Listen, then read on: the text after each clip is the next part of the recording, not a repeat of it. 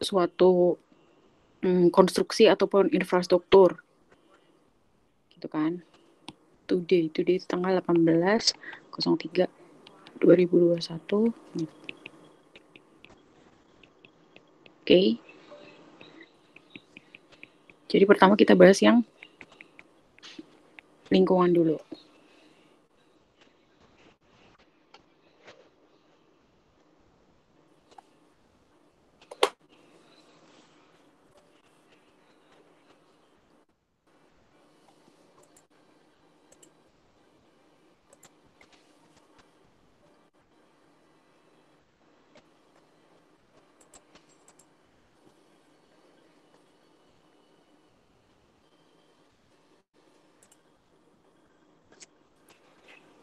Oke. Gak usah tak gedein ya, segini aja cukup kelihatan toh, nampak kan? Oke, jadi itu pertama AMDAL. AMDAL itu analisa dampak lingkungan. Eh, Misalnya kita membangun suatu gedung ataupun jalan tol ataupun infrastruktur lainnya, kita harus melihat aspek apakah dia itu berdampak negatif ataupun positif terhadap lingkungan. Tapi biasanya sih dia berdampak negatif. Nah, dampak negatifnya tuh apa aja dari kualitas lingkungan. Jadi tuh lingkungan nggak cuma air toh ya. Jadi dia itu kayak eh, banyak aspek, kayak Avatar tuh. Ingat aja Avatar, dia tuh nguasain udara, tanah, air. Nah, air termasuk laut, sungai gitu ya, sama udara, tanah, air, sama sampah, limbah padat. Lalu dia juga pertama apakah dia mencemari tadi aspek yang tadi saya sebut, ataupun dia mempengaruhi cadangan sumber daya alam yang makin kelamaan menipis, apakah dia dapat mengakibatkan bencana alam atau bisa mengakibatkan ketidakseimbangan iklim.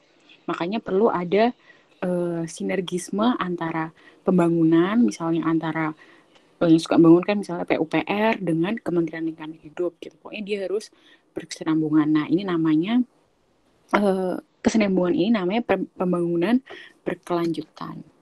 Tuh. Terus dia tuh basicnya atau latar belakangnya itu karena konferensi Stockholm pada tahun 1972, dia tentang menanggapi masalah kerusakan lingkungan. Terus habis itu ada lagi uh, orang-orang di luar gitu ya, dia itu sering membuat konferensi tentang lingkungan hidup yang berhubungan erat dengan ekonomi dan sosial serta pembangunan. Terus ada juga Rio Plus 10, itu tentang konferensi Johannesburg pada 2002 tentang visi pembangunan berkelanjutan, kesepakatan global dan kemitraan antara seluruh masyarakat di dunia. Oke, jadi untuk tiga pilar pembangunan berkelanjutan itu ini lingkungan hidup, ekonomi, sosial. Nah, untuk ini beberapa aja untuk peraturan perundangan di bidang lingkungan hidup. Bisa kalian baca sendiri ya. Yang paling penting ya ini 231997 tentang pengelolaan lingkungan hidup.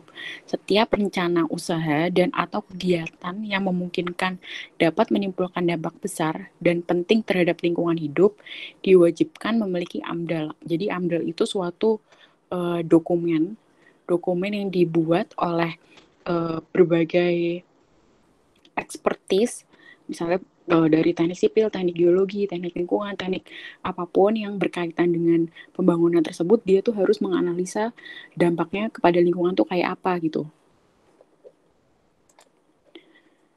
Nah, di sini penerapan kebijakan pengelolaan lingkungan hidup di Indonesia ada 3 tahap. Yang pertama preemptif, preventif, sama proaktif. Kalau preemptif itu pengambilan keputusan dan perencanaan. Ini contohnya tadi yang AMDAL, UKL, UPL itu harus masuk dalam studi kelayakan dalam eh, merencanakan pembangunan infrastruktur atau perbaikan infrastruktur. Lalu dari segi preventif itu dalam pelaksanaan itu contohnya kayak pengawasan baku mutu, kualitas air, kualitas tanah ataupun kualitas udara. Terus program proper itu suatu ranking. Jadi misalnya setiap industri di Indonesia kan banyak ya, dia itu di ranking apakah dia itu taat terhadap lingkungan atau enggak gitu, dari kategori emas, hijau, biru, merah, hitam. Pokoknya yang paling jelek tuh merah, paling bagus emas. Nah, sama perizinan limbah B3. Terus kalau segi proaktif, ini skalanya udah di industri ataupun udah pas lagi jalan gitu, ada sertifikasi ISO 14000 yaitu tentang lingkungan sama audit lingkungan. Terus untuk pendekatan penanganan dampak lingkungan itu ada dibagi dua, pada saat perencanaan pembangunan sama pelaksanaan pembangunan. Kalau untuk perencanaan itu contohnya rencana tata ruang, penyusunan baku mutu, perkiraan dampak lingkungan dengan menggunakan dokumen AMDAL atau UKL-UPL.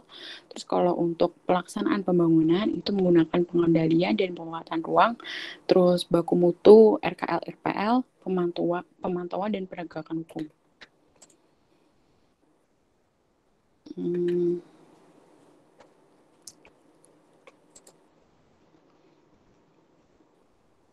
Ini dia basicnya tuh dari sini, yang di lingkaran tengah ini kan ada cleaner production, AMDAL, UKL, ISO, eco label, audit. Ini merupakan apa ya, basicnya ataupun peraturan ataupun dokumen yang berkaitan dengan lingkungan. Nah, di luar sini Langit Biru, Adipura, Aneka Rekomendasi itu kayak project yang berkaitan tentang ekosistem. Kalau Langit Biru ini tentang dia itu harus menjaga kualitas udara. Adipura kan sering dengar ya, misalnya kayak kota Klaten ya, kayak dia itu memenangi penghargaan Adipura, kota yang terbersih dan yang teramah lingkungan gitu. Terus kalau yang di lingkaran yang ring ketiga itu tentang peraturan perundangan, teknologi, proper, kebijakan lingkungan. Ini skalanya skala nasional. Nah, di luar sini itu yang skala global, contohnya kayak protokol Kyoto, konvensi Basel, Montreal, protokol Cartagena. Terus ini contoh-contoh peraturan yang harus dipegang wajib, dan kalau bagi anak teknik lingkungan harus hafal nih dia poin-poinnya apa aja gitu ya. Kalau dari segi air, ini dia ada PP 82 2001, Kepmen 5195. Kalau udara ini ada 3 tentang pencemaran udara, tentang emisi sumber tidak bergerak, terus ambang batas emisi gas buang kendaraan bermotor gitu. Terus ada pengelolaan limbah P3. Ini yang mengelola limbah P3 sama baku mutu air limbah. Kalau lingkungan sih kebanyakan tentang peraturan ya, maksudnya banyak banget legal, dokumen legal gitu yang harus ditepati. Terus AMDAL tuh apa sih? AMDAL itu adalah kajian mengenai dampak besar dan penting suatu usaha dan atau kegiatan direncanakan pada lingkungan hidup yang diperlukan bagi proses pengambilan keputusan. Nih, kalau AMDAL itu peraturannya PP 27 tahun 99. Terus ada juga UKL-UPL. UKL-UPL itu adalah upaya yang dilakukan dalam pengelolaan dan pemantauan lingkungan hidup oleh penanggung jawab usaha dan atau kegiatan yang tidak wajib melakukan AMDAL. Jadi UKL-UPL ini dia sangat berkesinambungan. Nah, tujuannya apa sih kok kita susah-susah banget ngurusin lingkungan gitu ya. Nah, yang pertama itu aspek teknis. Aspek teknisnya untuk menghindari dan meminimalisasi dampak lingkungan sehingga terwujud pembangunan yang berkelanjutan. Lalu untuk survei perkiraan dan evaluasi dampak berupa polusi, gangguan keanekaragaman ekosistem, hubungan manusia alam dan lingkungan global, contohnya emisi efek rumah kaca. Jadi kan kita nggak cuman melihat dari sisi kita harus ngebangun gitu, like bangun infrastruktur secara maju gitu terus kan, tapi kan juga harus melihatkan aspek yang dipengaruhi oleh pembangunan itu apa aja, dan jangan-jangan kita bangun tapi kok lingkungan kita hancur gitu kan, kita nggak pengen kayak gitu kan, makanya harus membuat satu dokumen ini. Terus yang kedua, si AMDAL dan UKL-UPL itu sebagai alat komunikasi, yaitu untuk mendapatkan konsensus dengan masyarakat yang terkena dampak, akuntabilitas pemrakarsa dan pemerintah, dan keterlibatan masyarakat dalam pembangunan. Jadi di dalam UKL-UKL ini nanti tuh ada sosialisasi. Kalau misalnya UKL udah ataupun AMDAL itu udah establish, dia itu bakal sosialisasi ke masyarakat yang terdampak. Misalnya pembangunan jalan tol kan biasanya ada pengurusan pengambilan lahan masyarakat gitu kan. Nah, itu juga harus dikomunikasikan. Nih tujuannya AMDAL itu untuk menghindari dampak. Yang pertama juga harus dia bisa mengevaluasi apakah proyek itu dibutuhkan, apakah proyek itu harus dilaksanakan saat ini, dan apakah ada alternatif lokasi. Misalnya dia kalau lokasinya tuh deket sama hutan lindung ataupun yang banyak banyak flora faunanya gitu, makanya bisa dihitung. Terus yang kedua, meminimalisasi dampak, yang itu mengurangi skala, besaran, ukuran. Lalu apakah ada alternatif untuk proses desain bahan baku atau bahan bantu. Lalu yang ketiga, melakukan mitigasi atau kompensasi dampak. Kayak ini memberikan kompensasi atau ganti rugi terhadap lingkungan yang rusak. Contohnya pengembangan bank mitigasi. Oke, prinsip-prinsip AMDAL. Yang pertama, lokasi kegiatan AMDAL wajib mengikuti rencana tata ruang wilayah. Jadi kalau di RT RW itu kan ada misalnya daerah ini memang harus dikhususkan buat perumahan gitu. Yang daerah ini buat industri gitu. Jadi harus ngikutin RT RW dari pemerintah pusat maupun daerah. Yang kedua, AMDAL bagian integral dari suatu kelayakan kegiatan pembangunan. Terus yang ketiga, AMDAL bertujuan menjaga keserasian hubungan antara berbagai kegiatan agar dampaknya dapat diperkirakan sejak awal perencanaan. Yang keempat, AMDAL berfokus pada analisis potensi masalah, potensi konflik, kendala sumber daya alam, pengaruh kegiatan sekitar terhadap proyek dengan AMDAL. Terus yang kelima, dengan AMDAL Pemrakarsa dapat menjamin bahwa proyeknya bermanfaat bagi masyarakat dan aman terhadap lingkungan. Ini fungsi sama manfaat udah ngulangin dari awal yang tadi ya. Nah, proses perencanaan pembangunan dan AMDAL. Nih, pertama harus menentukan tujuannya seperti apa, terus sasarannya, pengembangan alternatif, terus lanjut ke penapisan alternatif sama kegiatan, pelaksanaan kajian, penilaian dan pemilihan alternatif yang paling disukai, terus dokumen final kajian, lalu dokumentasi pengambilan keputusan. Ini dia pokoknya poinnya AMDAL itu dia harus berurutan seiring sama berintegrasi antara ekonomi, pembangunan, sama teknik.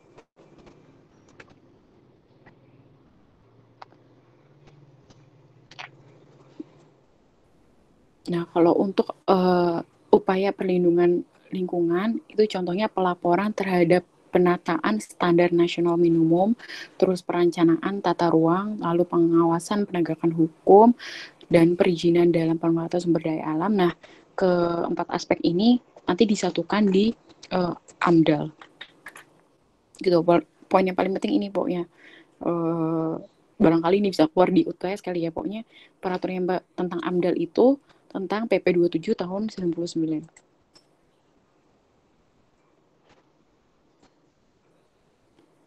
Oke, ini juga sama kali ya, kayak prosesnya AMDAL tuh pertama kan kayak menentukan tujuannya itu apa, buat misalnya membangun gedung buat perkantoran gitu, terus direncanakan, terus bagaimana sih teknologi yang untuk membangun gedung itu gitu, terus tentukan sumber daya yang diperlukan, kira-kira butuh apa dalam gedung, air, terus apa sih, tanah gitu-gitu ya. Nah, terus teknologinya juga harus kalau bisa ramah lingkungan, dan misalnya kalau memakai alat berat kan dia bising. Jadi harus di kontrol gitu kebisingannya. Terus diidentifikasi alternatif lokasi, apakah lokasi itu dia benar-benar sesuai sama RT RW ataupun sesuai dengan peraturan pemerintah kalau memang itu khusus buat pembangunan gedung gitu. Lalu alternatif, operasional, dan pengelolaan. Dia juga harus dikelola gitu ya. Jadi dari alternatif implementasi, alternatif konfigurasi desain, terus dibandingkan lalu lanjutkan dengan alternatif yang ditentukan yang kalau bisa tidak dampaknya terhadap lingkungan itu sedikit. Nih, jadi dia kalau misalnya ada nih gini nih yang di nomor satu dia itu nggak pakai AMDAL gitu. Terus setelah kalau dia pakai AMDAL biayanya itu bisa menghemat lebih banyak dibanding dia nggak pakai AMDAL. Oke, nah kalau apa aja sih pembangunan apa aja atau industri apa aja yang dia yang harus melakukan AMDAL itu diatur pada Kementerian Keputusan Menteri Lingkungan Hidup nomor 11 tahun 2006 tentang jenis usaha dan atau kegiatan yang wajib dilengkapi dengan AMDAL. Nih, jadi kalian tadi dicatat ya, pokoknya yang PP 27 tahun 99 sama ini Kepmen LH nomor 11 tahun 2006 kalian baca aja. Ini yang cukup penting juga ini. Jadi kalian baca lampirannya, usaha apa aja sih yang harus melakukan AMDAL. Nih, jadi tahapannya ini nih, kalau misalnya kita sebagai developer gitu, uh, lihat dulu ke Kepmen LH 17 2001 yang direvisi menjadi Permen 11 tahun 2006.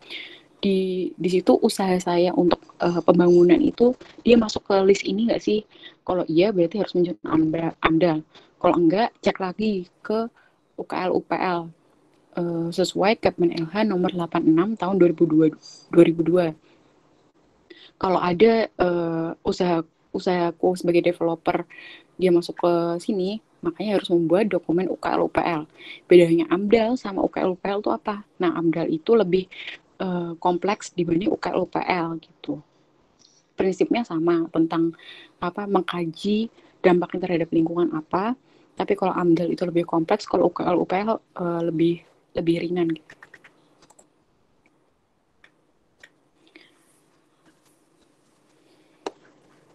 Terus ini contohnya kegiatan yang wajib AMDAL. Yang dia itu berhubungan sama pertahanan dan keamanan, pertanian, perikanan, kehutanan, kesehatan, perhubungan, teknologi satelit, perindustrian, prasarana wilayah, energi dan sumber daya mineral, pariwisata, pengolahan limbah B3, rekayasa genetika. Jadi ya hampir semua aktivitas yang aktivitas di Indonesia ataupun di dunia itu pasti butuh membuat AMDAL. Oke. Ini perbandingan antara peraturan ya. Terus ini prosedur AMDAL-nya bisa baca sendiri.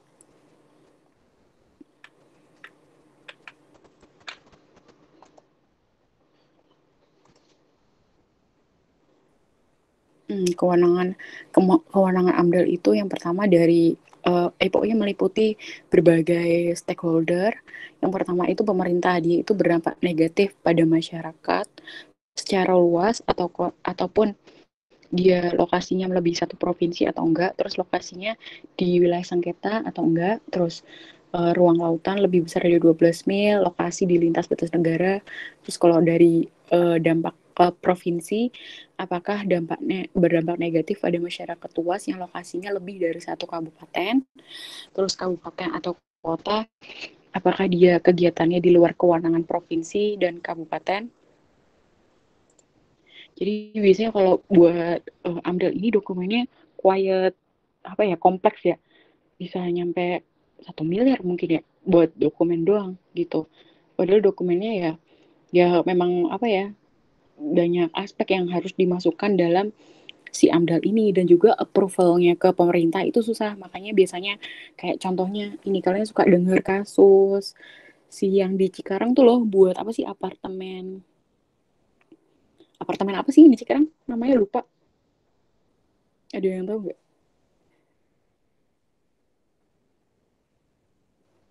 Oh ini Meikarta mungkin Bu. oh, benar Mekarta.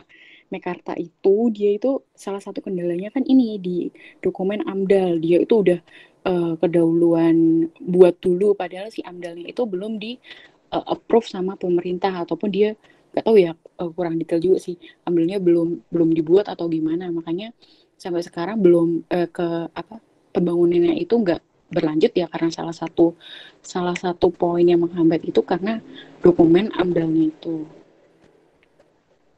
Nah, si AMDAL itu setelah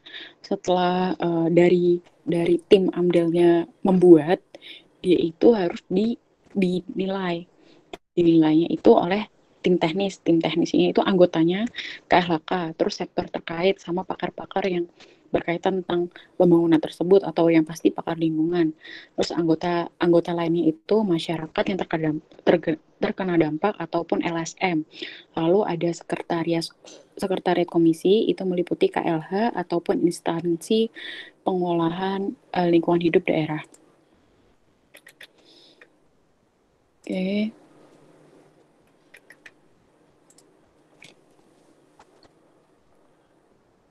Ya, jadi itu nggak cuman dari stakeholder yang petinggi-petinggi aja yang dia terlibat dalam pembuatan dokumen AMDAL, tapi dia juga masyarakat tuh juga terlibat. Contohnya dalam ini perlingkupan lingkup lingkup pembangunannya. Dia itu harus konsultasi sama masyarakat ataupun senior-senior gitu ya yang di masyarakat yang terdampak oleh pembangunan tersebut. Terus dalam kesepakatan penyusunan keputusan ini juga ada partisipasi masyarakat untuk melalui wakilnya gitu.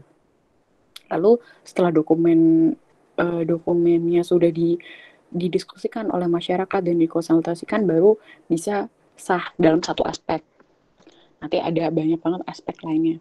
Nah, gimana sih caranya komunikasi dengan masyarakat? Itu bisa dalam langsung maupun tidak langsung. Kalau langsungnya dengan dialog melalui pertemuan, diskusi ataupun wawancara. Kalau tidak langsung itu memasang pengumuman baik di media cetak maupun elektronik atau memberikan tanggapan, saran atau masukan secara tertulis. Terus pelingkupan dan metodologi, hmm, Nah, parameter yang diteliti itu metodologi pengumpulan data, metodologi analisis, perkiraan dampak, evaluasi dampak. Cara penilaian dampaknya itu yang tadi udah dijelasin di awal tentang berhubungan dengan pemerintah gitu ya. Sama kalau dia udah finish, udah apa sih, udah disetujui itu ada surat kesepakatan ke AMDAL yang akan dilakukan gitu dan ditandatangani oleh Kementerian Lingkungan Hidup dan stakeholder setempat. Ini peraturan-peraturan yang terkait sama AMDAL, UKL, UPL.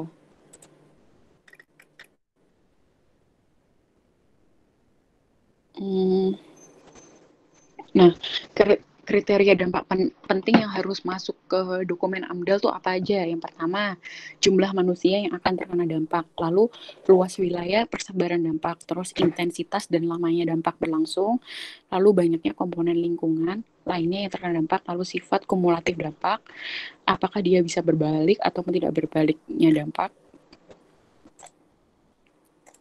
Ya udah terus lagi ya. Oke, saya tak kasih contoh dokumen AMDAL ataupun UKL UPL kayak gimana ya. Tak cari dulu.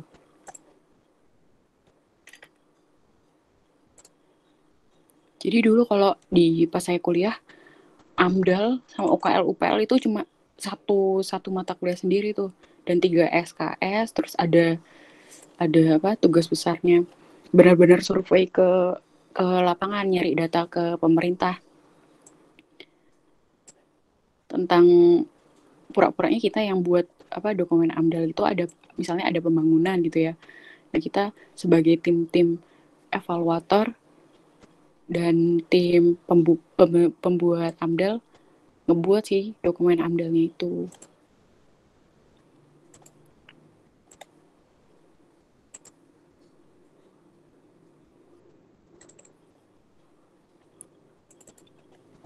AMDAL.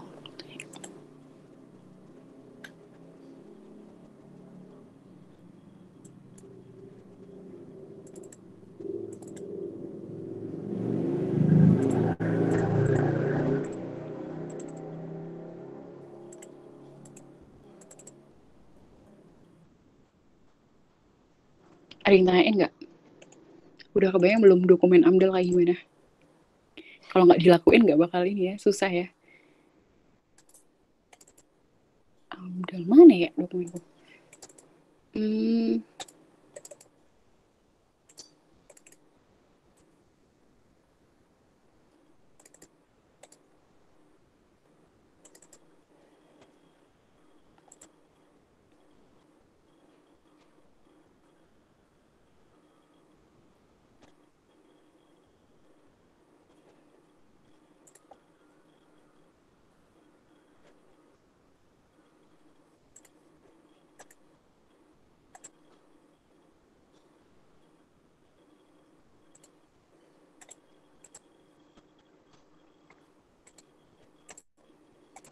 nih contoh dokumen AMDAL yang dibuat oleh PUPR ya waktu itu tentang proyek apa nih, pengawasan teknik jalan dan jembatan di wilayah tengah.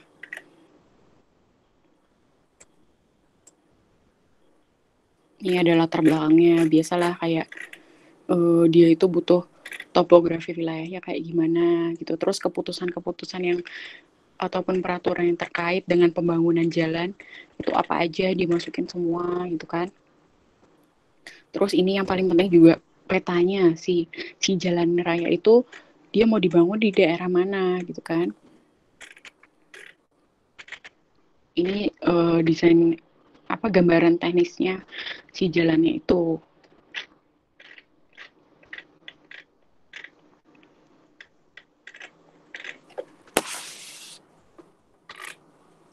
Nih dia harus lingkup lingkupnya itu harus ada meliputi prakonstruksi, konstruksi sama pasca konstruksi. Tuh. Nih harus juga di list pekerjaannya apa aja yang dalam pembangunan jalan itu. Terus alat berat yang digunakan tuh apa aja. Nah ini dia tuh dampaknya nih. Pertama, bukan dampaknya, ini tuh topografi wilayahnya. Ini kan tadi dari Gresik nyampe mana sih tadi? Yang tengah-tengah gitu ya. Nah dia itu topografi wilayahnya gimana dari kualitas iklim, kualitas udara, kebisingan, ataupun dari kualitas hidrologi, ataupun tata guna lahan itu seperti apa. Ini awalan ya sebelum pembangunannya itu dilakukan.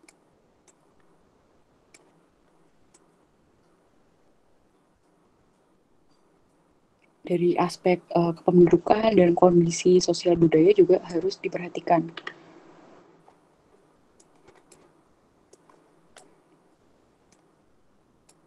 Ini contohnya ya. Ini kayaknya summary-nya deh.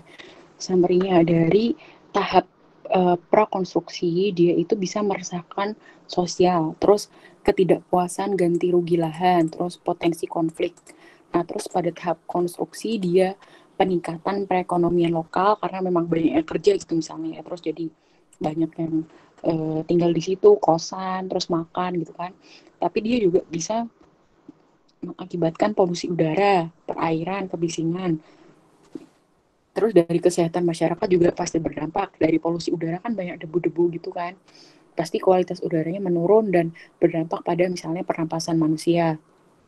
Lalu otomatis dia bisa merusak badan jalan dan lalu lintas macet kalau misalnya pakai bulldozer ataupun alat berat gitu kan berdampak ke apa strukturnya si jalanan yang existing kan. Lalu timbulnya genangan atau air atau banjir kalau misalnya nggak ada drainase ataupun memang ada yang tersumbat oleh sampah-sampah gitu. Lalu tahap pasca konstruksi meningkatnya kecelakaan lalu lintas, lalu yang jelas pasti polusi udara. Gitu. Udah kebayangkan pokoknya dia harus mengidentifikasi dari tahap prakonstruksi, konstruksi sama pasca konstruksi dari berbagai aspek masyarakat, dari lingkungan, dari apalagi ekonomi. Makanya yang buat dokumen AMDAL ini biasanya timnya cukup besar. Nih dia juga harus tadi kan yang di atas summary-nya. Nah, ini yang detailnya dia itu berdampak langsung ataupun dampak tidak langsung. Kalau misalnya contohnya apa ya, ini contohnya pengadaan tanah, yaitu dampak langsungnya meresahkan masyarakat, lalu munculnya calo-calo tanah dan provokator. Dampak tidak langsungnya ya ada potensi konflik. Nah ini kan kita nggak mungkin tahu kalau misalnya kita nggak diskusi oleh masyarakat setempat kan, makanya tadi ada fungsinya, ada tahapan di mana masyarakat itu harus dilibatkan dalam proses pembangunan atau proses pembuatan dokumen AMDAL ini. Itu ini cukup detail sih.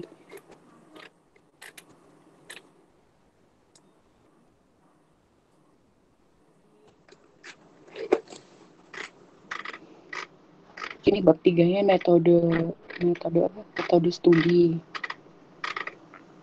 Kebanyakan survei ya, wawancara dan kuesioner, dan kalau misalnya data-data yang iklim, topografi itu yang ngambilnya di pemerintah setempat. Nah, tapi yang nggak lupa dia itu harus juga ada data primernya. Data primernya itu pada saat pembangunan itu di titik-titik tertentu harus dihitung kualitas udaranya, harus dihitung bisingnya, harus ada kualitas air. Misalnya kalau di situ ada mata air harus diukur juga kualitas airnya seperti apa. Jadi harus tahu before, after, dan ongoing construction tuh kualitas lingkungannya kayak gimana.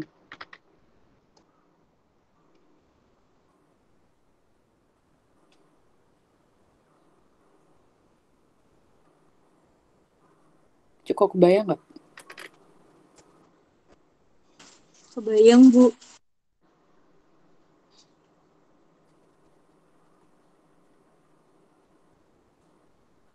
Oke, ini juga materi penilaian. Ini dia juga harus ada nilai ya, besaran dampak nilai. Ini juga apa ya, tergantung orang ya gimana sih nilai besarannya gitu. Jadi misalnya tadi yang pengadaan tanah, tadi kan sosial ekonomi masyarakat, besaran dampaknya besar, kecil. Kalau nggak salah sih ada matriksnya ya, matriks buat menghitung apakah dia itu sedang, besar, atau kecil. Saya nanti cariin.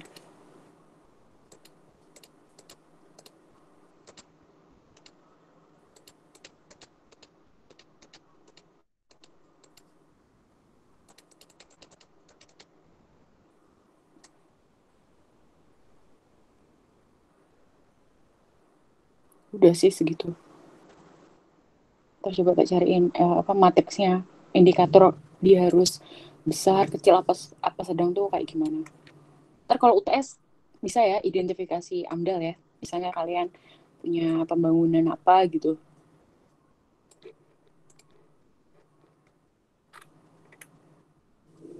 UTS minggu depan ya, BTW. Mohon maaf, Bu, untuk materi AMDAL ini berarti masuknya di UTS apa UAS ya, Bu? Oh iya ya, ini udah pertemuan ke terakhir ya. Maksudnya 7 Iya, terakhir ya. iya, Oh Bu. iya, berarti UAS kali ya. Nggak tahu sih, belum tahu. Nanti coba tak tanya ke akademi. Oke, ada yang ditanya nggak AMDAL, UKL, UPL? Kalau nggak ada, lanjut ke selanjutnya nih.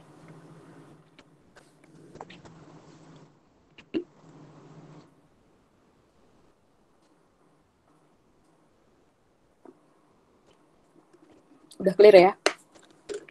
Oke, jadi kan AMDAL itu suatu uh, poin kecil dari studi kelayakan.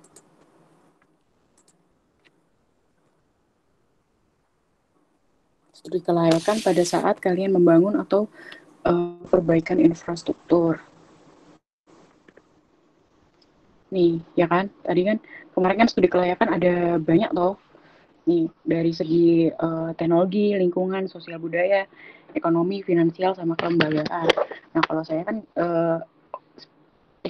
spesialnya kan di environment, jadi saya akan bahasnya tadi yang kayak UPL. Ini udah.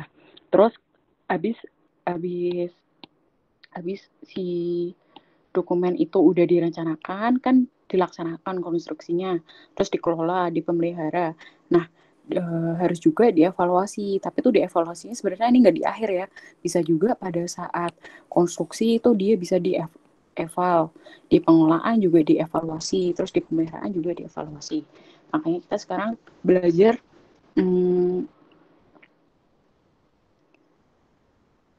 tentang evaluasi di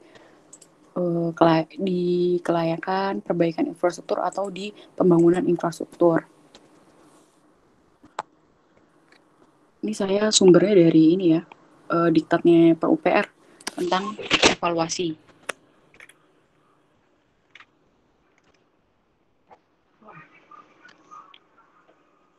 Nah, evaluasi.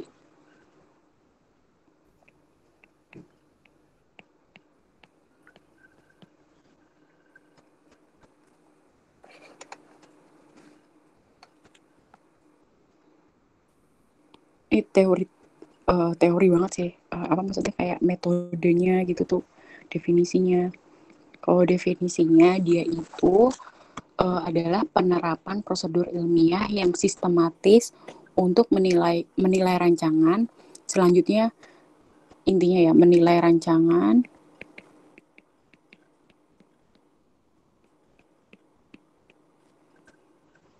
lalu menyajikan informasi,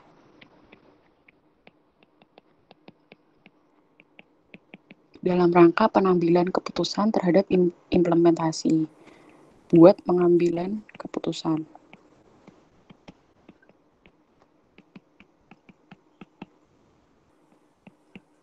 Dan supaya tahu efektivitas suatu program.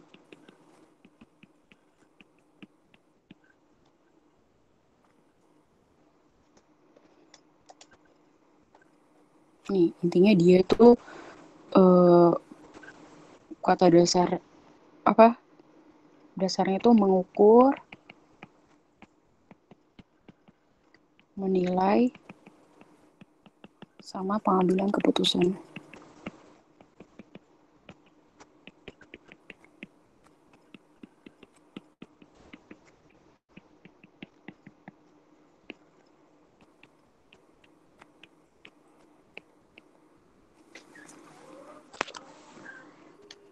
Jadi itu kalau mengukur kan pada akhirnya adalah membandingkan sesuatu dengan atas dasar ukuran atau kriteria tertentu, contohnya meter, kilogram, takaran, dan sebagainya.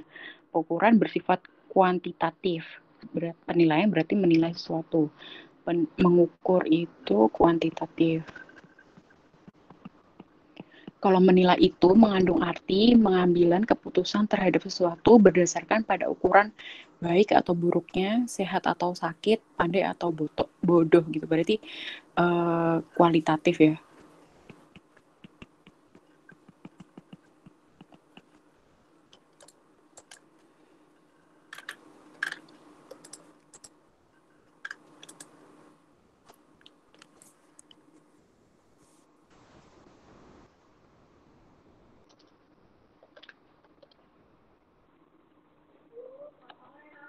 Kayak ini definisi.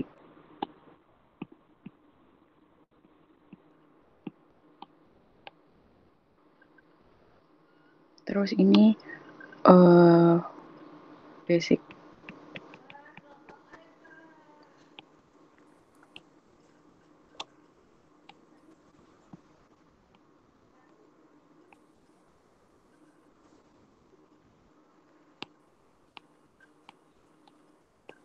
Terus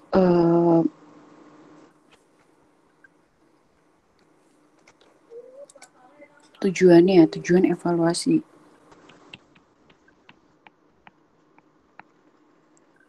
Tujuan evaluasi yang pertama itu dia mengkaji apakah kegiatan dilaksanaan telah sesuai dengan rencana. Apakah sesuai dengan rencana?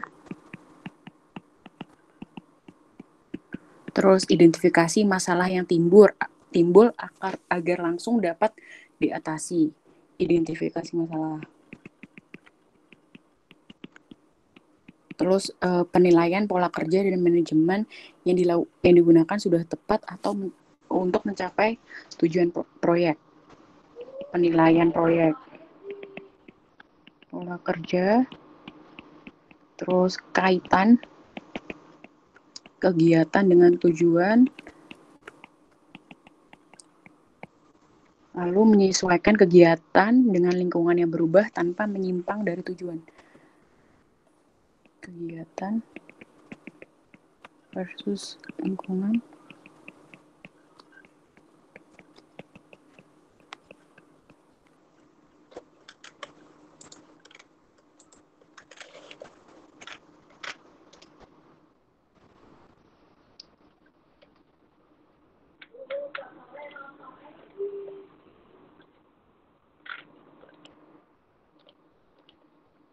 Oke, tujuannya udah.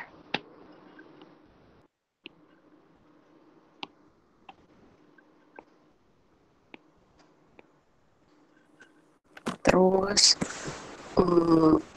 ininya prinsipnya. Prinsip dari evaluasi dia itu tujuannya harus jelas. Tujuan yang jelas. Lalu metodologinya tepat. Terus kehandalan ataupun reliable.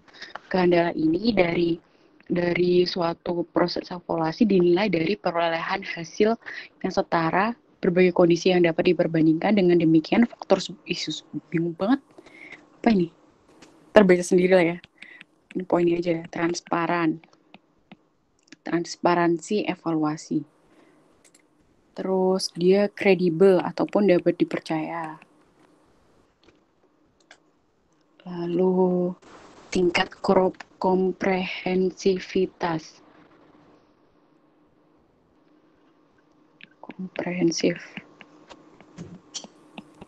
terus efektivitas.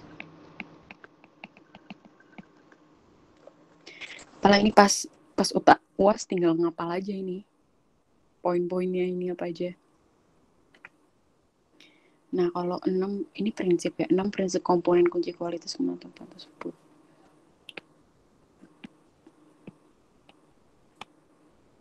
Nah, kalau di tahap evaluasi ini juga biasanya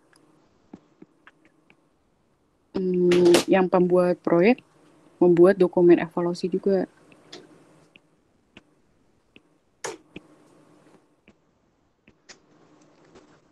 1, 2, 3, 4, 5, 6, 7. Banyak banget dokumen dalam ini ya, dokumen dalam pembuatan, dalam tahap perbaikan infrastruktur atau pembangunan ya. Terus jenis evaluasi. Wah, cukup nggak nih tempatnya? Jenis evaluasi. Jenis evaluasi itu berdasarkan waktu. Berdasarkan waktu dia itu ada 2, formatif sama sumatif. Sedangkan berdasarkan tujuan dia itu ada 4, formulasi, proses, biaya manfaat, cost benefit. Cost benefit udah diajarin ya sama Pak Syam sama Bu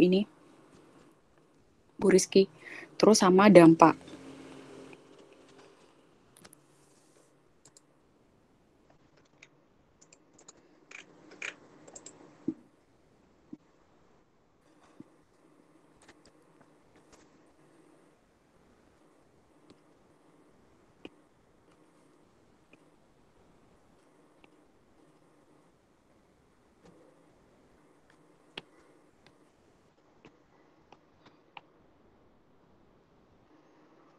Oke, habis jenis evaluasi, terus metode evaluasi.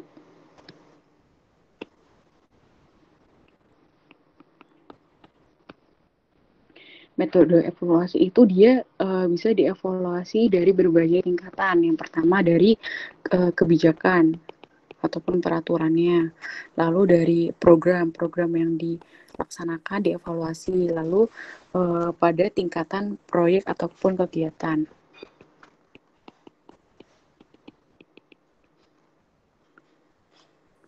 Nah, kita fokusnya di ini ya, proyek dan kegiatan berarti.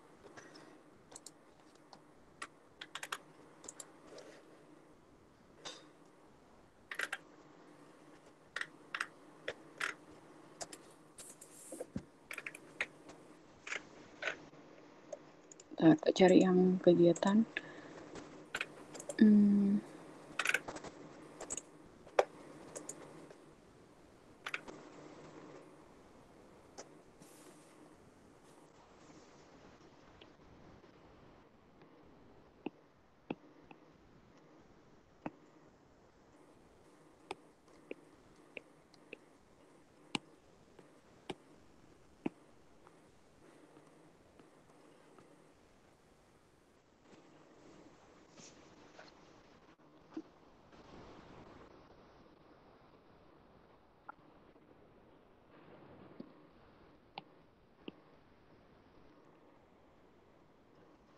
Kalau kayak gini lebih gampang ngapalnya nggak?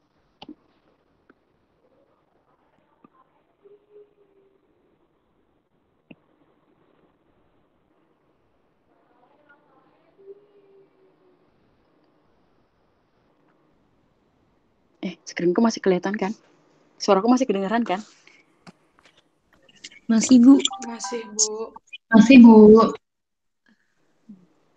Siklus perencanaan dan manajemen.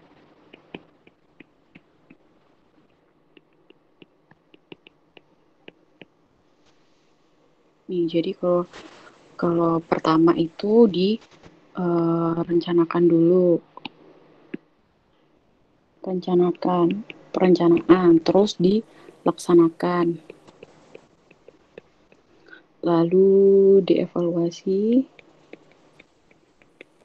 Lalu ada indikator dia itu proyeknya berhasil atau enggak.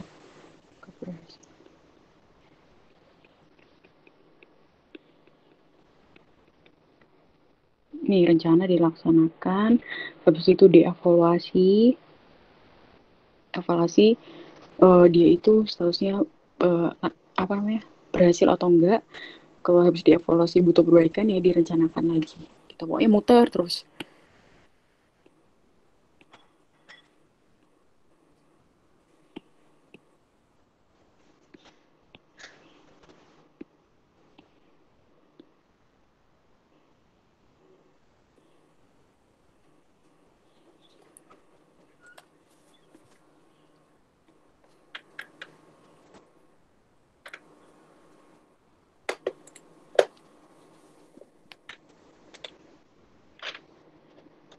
Terus ya,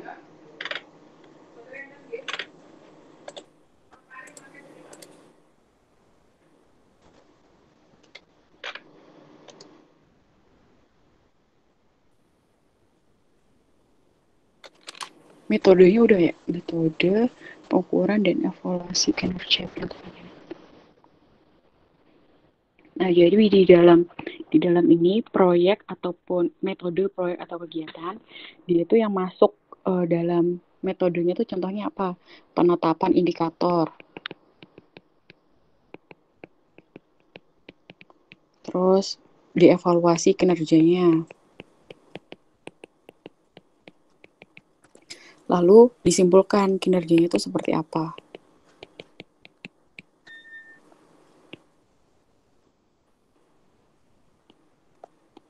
Tadi kan fokusnya ke proyek dan kegiatan ya.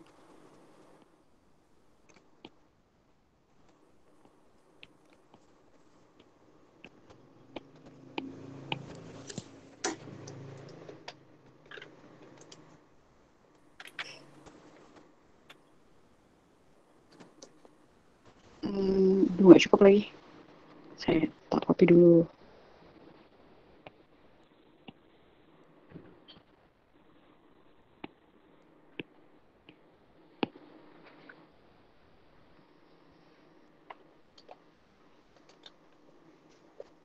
Kalau di suatu dokumen evaluasi itu biasanya ada tabel buat ini tadi, menentukan indikatornya dia itu sesuai sama rencana ataupun enggak. Kalian udah belajar manajemen proyek belum?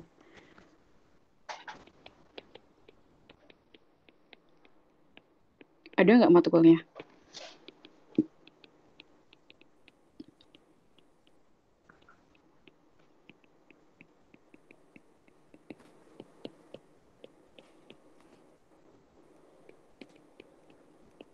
Ada nggak manajemen proyek? Ada, Bu. Udah ngambil? Ada, Bu. Udah dapat atau belum? Udah semester lalu. Oh, yang ngajar siapa? Kalau manajemen proyek itu Bu Rizky Citra biasanya, Bu. Dengan Pak Bambang. Oh, oke. Jadi ini ada di suatu dokumen evaluasi itu dia ada misalnya suatu proyek itu dia rencananya seperti apa gitu ya. Indikatornya tuh kayak gimana, terus realisasinya kayak gimana, sumbernya itu juga harus dilampirkan evidence-nya. Evidence, terus asumsi, asumsi penting gitu.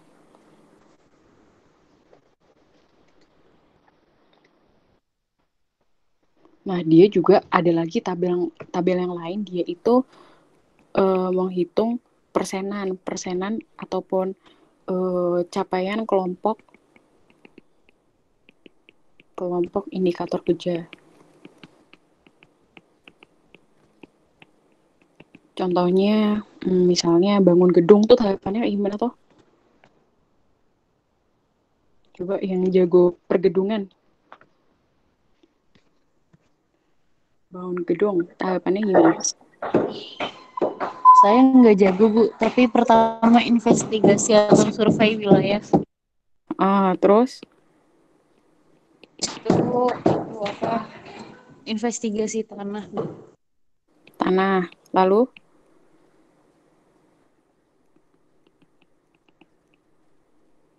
Terus pondasi. Nah, terus struktur bawah, struktur atas gitu.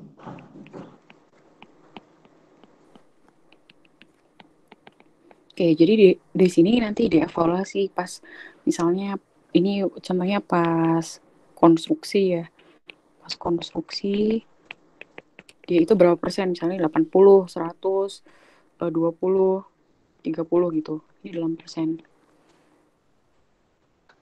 Itu evaluasi kinerja kegiatan. Evaluasi kinerja.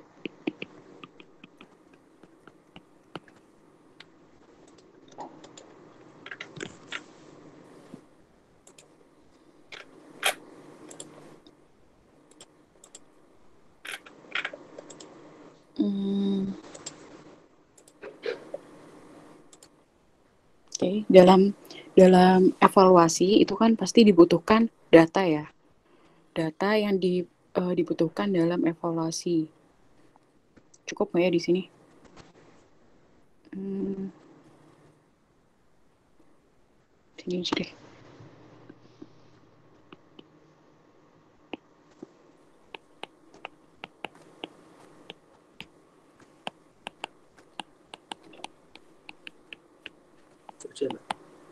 Hmm.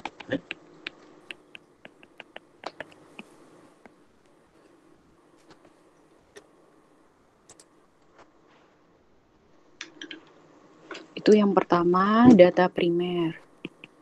Data primer. Udah tau lah ya data primer itu apa. Pokoknya data yang diambil langsung oleh kitanya sendiri ya ataupun yang diteliti. Terus yang kedua itu data sekunder yang diambil secara tidak langsung, bisa dapat dari referensi ataupun dari pemerintah terkait pembangunan tersebut.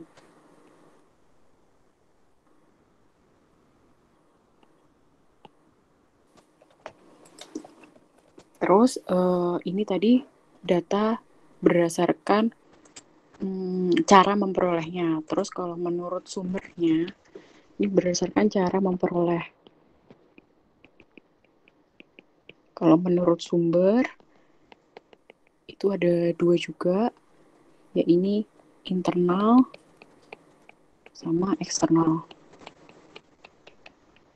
Kalau internal itu data yang menggambarkan keadaan kegiatan dalam sebuah organisasi. Kalau eksternal ya berarti yang di luar organisasi gitu. Terus ada lagi yang menurut sifatnya.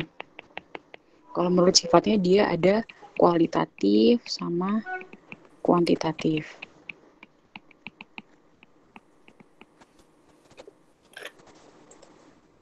Terus ada lagi, wah cukup ya.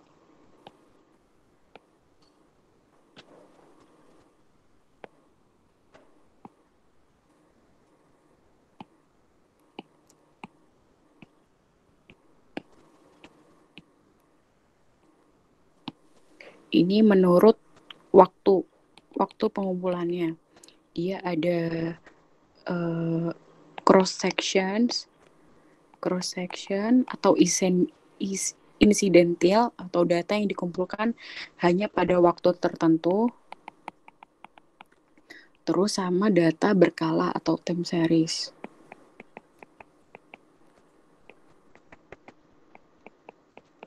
Yaitu data yang dikumpulkan dari waktu ke waktu untuk menggambarkan suatu perkembangan ataupun kecenderungan keadaan atau peristiwa atau kegiatan.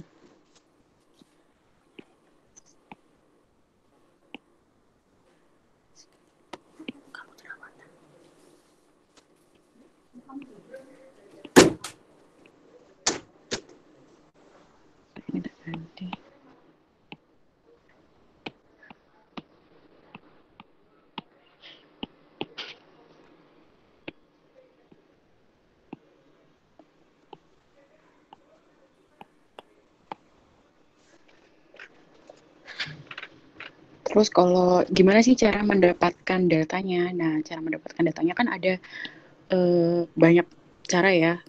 Cara mendapatkan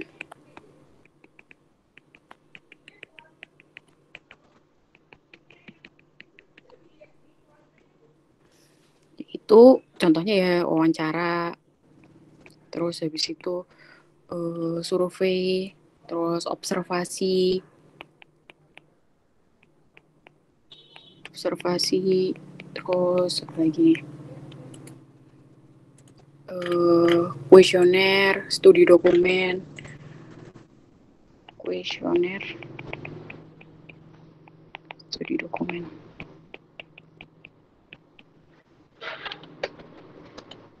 Sama forum group discussion ataupun tadi contohnya kayak diskusi sama masyarakat ataupun sama stakeholder terkait pembangunan tersebut.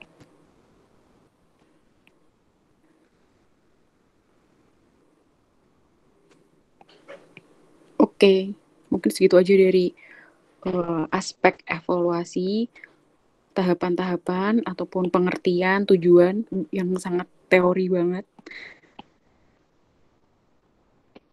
Memang harus praktek buat melakukannya biar ini ya. Kalian harus on hands gitu biar tahu benar-benar gimana sih cara ngevaluasi. Ada yang ditanyakan?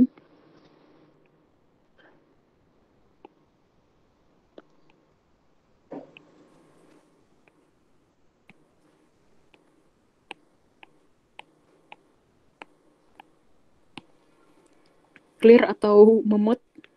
Ini apalan sih. Ya sebenarnya nggak harus hafalan ya. Kalau di dalam kerja juga kita nggak mungkin gimana sih ngapal-ngapal tahapan-tahapan evaluasi gitu kan ya nggak mungkin ya.